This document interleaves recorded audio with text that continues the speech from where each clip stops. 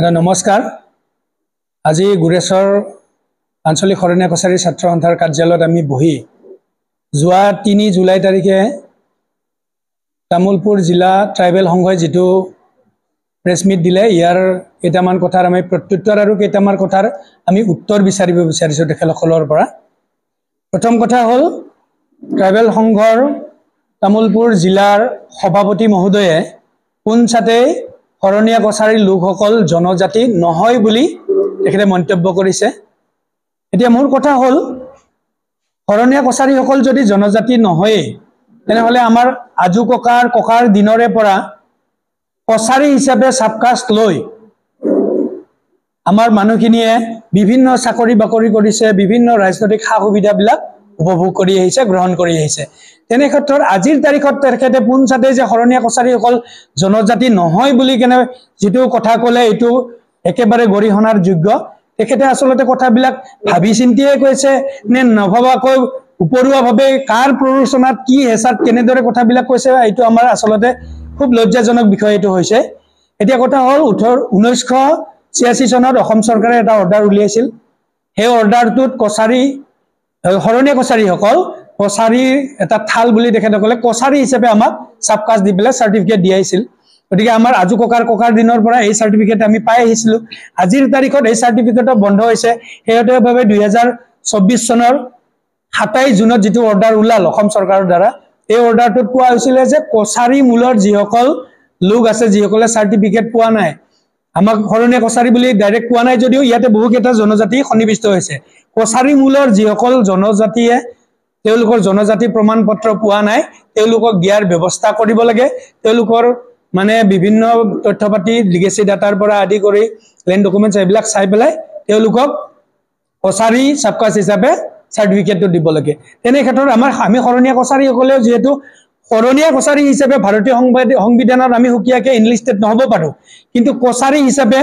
যেনেকে ঠেঙাল কছাৰীসকল, সোণোৱাল কছাৰীসকল এটা সময়ত তেখেতসকলে কছাৰী হিচাপে আছিল, কিন্তু আজিৰ তাৰিখত সোণোৱাল কছাৰীসকল সুকীয়াকৈ তেওঁলোকে ইনলিস্টেড হৈছে। ঠেঙাল কছাৰীসকলে আজিও কছাৰী সাবকাষ্ট লৈ পেলাই ধুনীয়াকৈ চাৰ্টিফিকেট লৈ আছে, কিন্তু আমাৰ ক্ষেত্ৰতহে কিয় এইটো হৈছে আমি বুজি পোৱা নাই। এতিয়া তেখেতে আৰু এটা কথা কৈছে শৰণীয়া কছাৰীসকল জনজাতি হ'ব পৰাকৈ তেওঁলোকৰ ক্ৰাইটেৰিয়া বোলে নাই। তেখেতে কি অন্ধ হৈছে নেকি? আমাৰ প্ৰতিটো বছৰে কেন্দ্ৰীয়ভাৱে বাঁহ গোঁসাই উৎসৱ আমাৰ অনুষ্ঠিত হৈ আছে। ইয়াৰ যেটো আধ্যাত্মিক চিন্তাধাৰা আমি যেনেদৰে যি থাকিব লাগে আমাৰ ধৰ্মীয় চিন্তাধাৰা সেইখিনি আমাৰ আছে জনজাতি হিচাপে। আমাৰ খাদ্য সংস্কৃতি, আমাৰ জীৱিকা কৃষি কৰ্মৰ পৰা আদি কৰি গাহৰি পালনৰ পৰা আদি কৰি হাঁহ কুকুৰা পালনৰ পৰা আদি কৰি এইবিলাক কোনে কৰে? কোনবা অজনজাতীয় লোকে কৰে নেকি বাৰু? আমাৰ যে এইবিলাক আছে ঘৰে ঘৰে আহি তেখেতে চাই যাওক। আহি বাম্বল পিঠা গীত, শৰণীয়া কছাৰীৰ মাছমৰীয়া লোকনৃত্য এইবিলাক তেখেতে আজি বহুলভাৱে প্ৰচাৰ হৈছে। অসমৰ সকলো জাতি জনজাতিয়ে আমাৰ বিষয়ে জানে। বাম্বল পিঠা গীত আমাৰ যে এটা মানে আছে এই সংস্কৃতি লোক সংস্কৃতি এইটো আছে সকলো ৰাইজে জানে। আজি তেখেতে মাত্ৰ নাজানে যেন পাইছো। তেখেতে এইবিলাকৰ অধ্যয়ন কৰক। এতিয়া কথা হ'ল অজনজাতীয় উপাধি প্ৰদান কৰাক লৈ তেখেতে কথা কৈছে যে আমাৰ শৰণীয়া কছাৰী জনজাতিৰ বহু লোকে ডেকা, দাস, চৌধুৰী, শইকীয়া আদি বিভিন্ন উপাধি গ্ৰহণ কৰি আহিছে। কিন্তু ভাৰতীয় সংবিধানত এইটো কথাও আছে যে কোনো এটা জনজাতিয়ে বিশেষ এটা উপাধিহে গ্ৰহণ কৰিলেহে জনজাতিৰ মৰ্যাদা পাব। এনে কোনো মানে লিপিবদ্ধ নাই সংবিধানত। বৰঞ্চ তাৰ পৰিৱৰ্তে কোৱা হৈছে কোনোবা যদি মানে উপাধিৰ আধাৰত কোনো জাতি এটাক জনজাতি হয় নহয় এইটো চিনাক্ত কৰিব নোৱাৰে, সেই কথাটোহে আছে। এতিয়া মোৰ আৰু এটা কথা আছে, চৰকাৰৰ 5 বছৰীয়া পৰিকল্পনা আঁচনি অনুসৰি গঠন হোৱা সংহত জনজাতি প্ৰকল্প আঁচনি অৰ্থাৎ ইন্টিগ্ৰেটেড ট্ৰাইবেল ডেভেলপমেন্ট প্ৰজেক্ট যেটোক আমি ITDPৰ অধীনত ট্ৰাইবেল সাব প্লেন TSP বুলি কওঁ, এই গাঁওবিলাকত অনেক শৰণীয়া কছাৰী গাঁও অন্তৰ্ভুক্ত হৈ আছে। এতিয়া কথা হ'ল এই শৰণীয়া কছাৰী গাঁওবিলাক যদি TSP ভিলেজত অন্তৰ্ভুক্ত হৈছে তেনেহলে তেখেতসকলে কেনেকৈ জনজাতি নহয়? এতিয়া মানে BSC গঠনৰ সময়তো BTC গঠনৰ সময়তো শেহতীয়াভাৱে BTR চুক্তিৰ সময়তো আমাৰ শৰণীয়া কছাৰী উদ্যোগিত গাঁও অঞ্চলবিলাকক TSP ভিলেজ হিচাপে অন্তৰ্ভুক্ত কৰা হৈছে। তাৰ পিছত কি কাৰণত তেখেতসকলে ক'ব খোজে যে শৰণীয়া কছাৰীসকল জনজাতি নহয়? আমাৰ এছিয়াটিক ট্ৰাইব বুলি উল্লেখ কৰা হৈছে। তাৰ পিছতে এছ এণ্ডেলৰ দা কাছাৰী 11 যিখন প্ৰকাশিত হৈছিল এই গ্ৰন্থখনত শৰণীয়া কছাৰীক সুকীয়া জনজাতি হিচাপে দেখুওৱা হৈছে এনেকুৱা বিভিন্ন দস্তাবেজ আছে ভাৰত চৰকাৰৰ বিভিন্ন দস্তাবেজ আছে যিবিলাকত আমি শৰণীয়া কছাৰী 3 জুলাই তাৰিখে তামুলপুৰ জিলা ট্ৰাইবেল সংঘৰ সভাপতি মহোদয়ে যিটো প্ৰেছ মিট দি পেলাই যিটো মন্তব্য আগবঢ়ালে ইয়াক আমি তীব্ৰ ভাষাৰে গৰিহণা দিছো যে মোৰ কেইটামান সিধা সিধি প্ৰশ্ন আছে তেখেতলৈ ট্ৰাইবেল বেল্ট এণ্ড ব্লক যেতিয়া গঠন হৈছিল তেতিয়া শৰণীয়া কছাৰী সকলক বাৰু কি হিচাপে ধৰা হৈছিল নিশ্চয় তেখেতসকলক এসটি হিচাপে ধৰা নহৈছিল নে বাৰু বিটিসি চুক্তিৰ সময়ত শৰণীয়া কছাৰী সকলক কি হিচাপে ধৰা হৈছিল জনজাতীয় হিচাপে ধৰা হৈছিল নে জনজাতি হিচাপে ধৰা হৈছিল নে অজনজাতি হিচাপে ধৰা হৈছিল একেটা আজি এই প্ৰশ্নৰ উত্তৰ দিব লাগিব ভূপেন্দ্ৰ সিংৰ যিখন প্ৰতিবেদন এই প্ৰতিবেদনত অবিভক্ত নলবাৰী জিলাৰ ৭২,০০০ লোক সোণোৱাল কছাৰী বুলি দেখুওৱা হৈছে এতিয়া যদি মই সভাপতি গৰাকীক এটো আহ্বান ৰাখিছো আপুনি বিচাৰক বৰ্তমানৰ নলবাৰী জিলাত যদি 10 জনৰ যদি সোণোৱাল কছাৰী লোক তেখেতসকলে বিচাৰি উলিয়াব পাৰে মই তেনেহলে শৰণীয়া কছাৰী সকল জনজাতি নহয় বুলি কম এতিয়া এই ৭২,০০০ যিসকল লোকক দেখুওৱা হৈছে নলবাৰী জিলাত অবিভক্ত নলবাৰী জিলাত ভূপেন্দ্ৰ সিংৰ প্ৰতিবেদনত যেটো দেখুওৱা হৈছিল এই গোটেইখিনি মানুহ শৰণীয়া কছাৰী নহয় নে বাৰু টিএসপি ভিলেজ বিলাকত আমাৰ শৰণীয়া কছাৰী সকলক কি বুলি ধৰা হৈছে বাৰু নিশ্চিতভাৱে তেখেতসকলক জনজাতি হিচাপে ধৰা হৈছে এই গোটেই কথাবিলাক চালি জাৰি নুচুৱাকে ট্ৰাইবেল সংঘৰ ইমান ডাঙৰ ডিস্ট্ৰিক্টৰ এজন সভাপতি হৈ পেলে এনেকুৱা তুলুঙা মন্তব্য কৰি তেখেতে বাৰু কি প্ৰতিপন্ন কৰিব বিচাৰিছে এটো বাৰু তেখেতৰ হাৰশূন্য মন্তব্যৰ দ্বাৰা তেখেতে নিজকে হেয় প্ৰতিপন্ন কৰিব বিচাৰিছে নেকি সমাজত মানুহে আজি হাইছে তেখেতকলৈ বিভিন্ন মন্তব্য কৰিছে আমি ফেসবুকত বিভিন্ন সোশ্যাল মিডিয়া তেখেতৰ বিবৃতিত আমি দেখিছো কমেন্ট কৰিছে গতিকে মই এটা আহ্বান ৰাখিব বিচাৰিছো আপুনি মই কৰা প্ৰশ্নকেইটাৰ উত্তৰ দিয়ক আৰু আহি থকা দিনবিলাকত আমাক শৰণীয়া কছাৰীকল আৰু এটা কথা মই ক'ব বিচাৰিছো সিসিটুৱা এতিয়া সিসিটুৱাত আমাক অন্তৰ্ভুক্ত কৰা হৈছে আমাৰ সদস্য পদ তাতে আছে শৰণীয়া কছাৰী সকলৰ সিসিটুৱাত গোটেই কিটা বিভিন্ন সংগঠন বিলাক জড়িত হৈছে আৰু সিসিটুৱাত গোটেই জনজাতি সংগঠন সমূহে আছে তাতে শৰণীয়া কছাৰী সকলো আছে গতিকে মোৰ প্ৰশ্ন হল যদি শৰণীয়া কছাৰী সকল জনজাতি নহয় তেনেহলে সিসিটুৱাত কেনেকে তেখেতসকলে সদস্য পদ পাবলৈ সক্ষম হল এইকেইটা প্ৰশ্নৰ তেখেতে উত্তৰ দিব লাগিব যে শৰণীয়া কছাৰী সকলৰ এই ন্যায্য দাবীক মুখিমূৰ কৰিবলৈ তেখেতসকলে যি ষড়যন্ত্ৰ কৰিছে ইয়াৰ বিৰুদ্ধে আমি তীব্ৰ আন্দোলন গঢ়ি তুলিম আৰু আহি থকা 9 তাৰিখে কেইটামান দল সংগঠনৰ নিৰ্দিষ্টকৈ নাম লৈছে আৰু তেখেতসকলক মাতি পেলাই আলোচনাত বহি আমাৰ শৰণীয়া কছাৰী সকলৰ যে এই ধৰণৰ যি আন্দোলনৰ কাৰ্যসূচী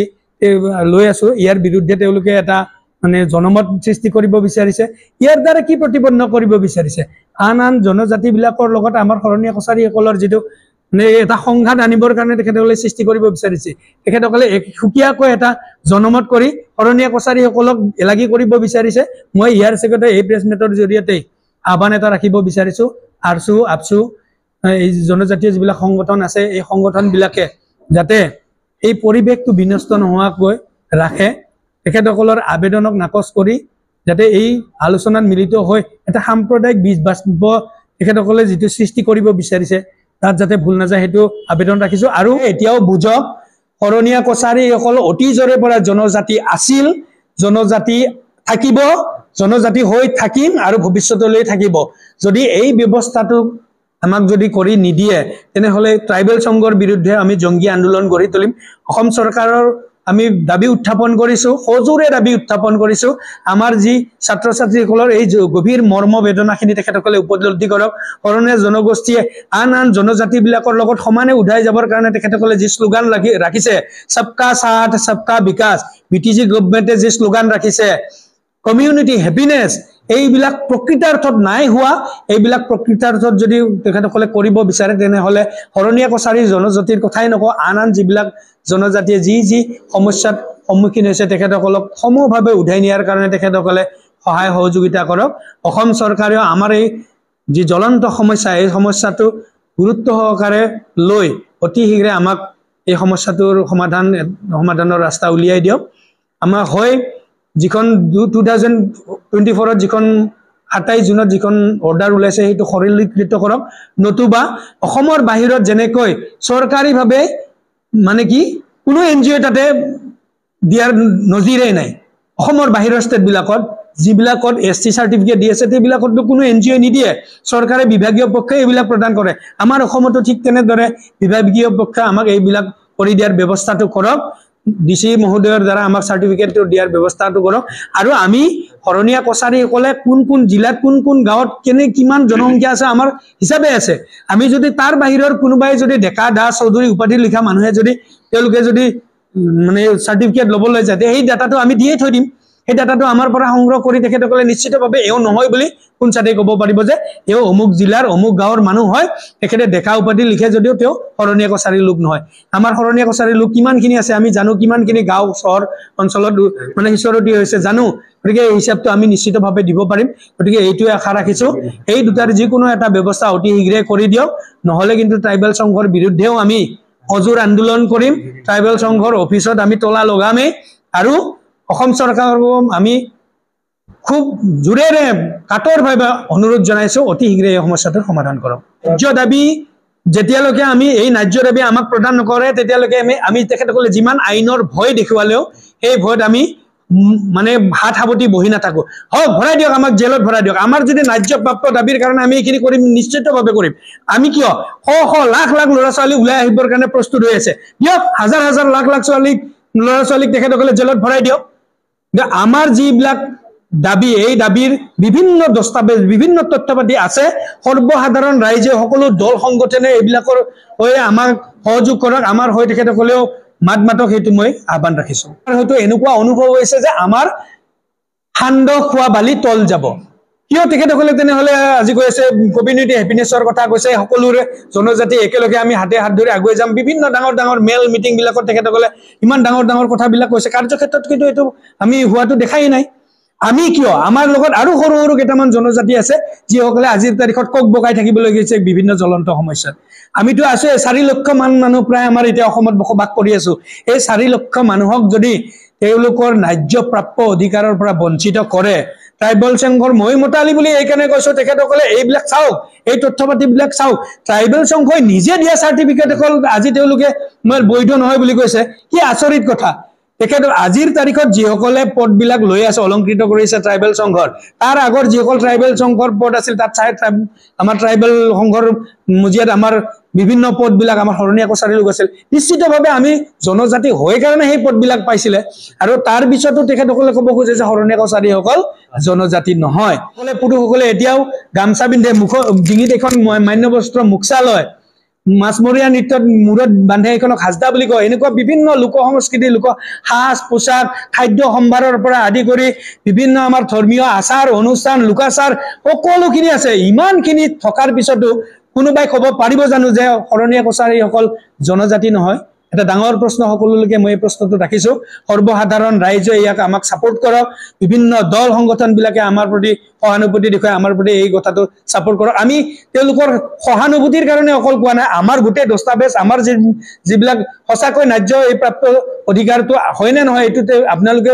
চালি জাৰি চাওক আৰু আমাক নিশ্চয় সহযোগ কৰক এইটো মই আহ্বান ৰাখিছো